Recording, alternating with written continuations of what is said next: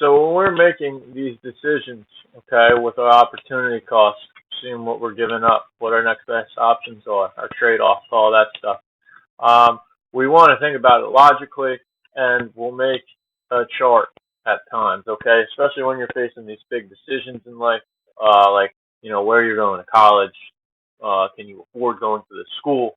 Okay, you're going to see what the benefits are, and then what are you losing out of it? Okay, so basically it's a pros and cons chart. What are we gaining? What are our advantages? What are our benefits? And what are our costs?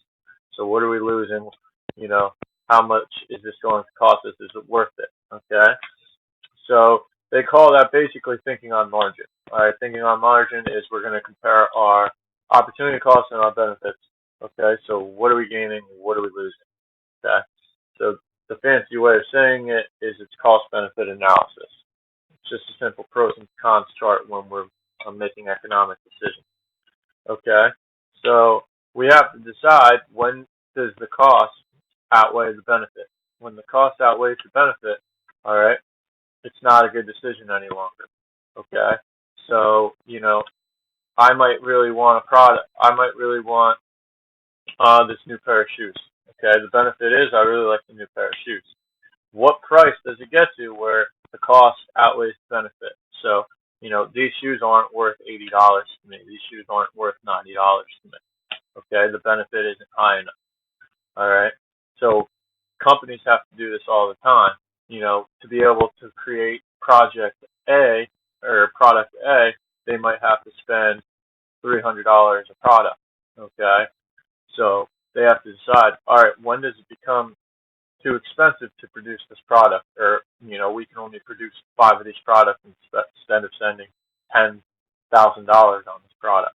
Okay, so they have to determine and outweigh the benefits from the costs.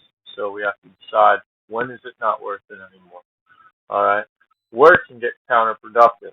All right, so when you're at work with people, I'm sure it's happened to you before, where there's 5 or 6 people on that are working, and people are just getting in each other's way, or you just got people standing around because there's no work to do. You know, when it gets to that, it becomes counterproductive. So the costs don't outweigh the benefits. All right, there aren't enough benefits for paying all the people to be on, and you're losing work. Okay, so you can lose money, you can lose time, you can lose manpower or knowledge. Okay, because people aren't thinking clearly, and people you won't be able to get the best out of everyone. Okay, so that's thinking on that's cost benefit analysis. All right. So, like it says in the chart, the option 1 hour of extra study time, you get a C on the test. All right. You get your opportunity cost is 1 hour of sleep.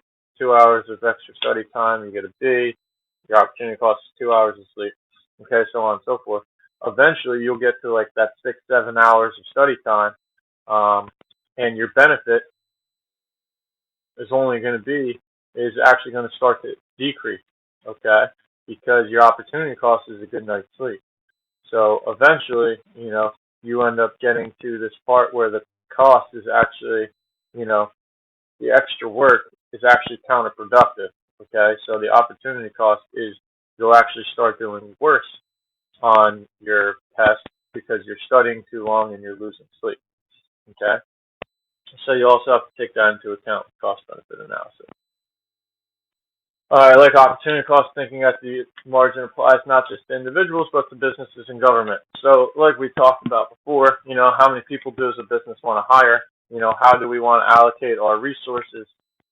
When, do we spend, when do we decide that this is too expensive, that we're not going to make enough money off of it, enough profit off of it? The government deciding, okay, this is where we're going to put our money into project A. How much is the benefit? What's the cost? By fixing up this park, are so many people going to be happier? And is it going to make us money that the cost is going to pay for it? $1 million to fix this park is going to be worth it. The government has to do that. Businesses have to think like that. We have to think like that. Thinking on margin is very common, and everyone does it. Okay. So answer these questions, and I also want you to complete the assignment in the classroom about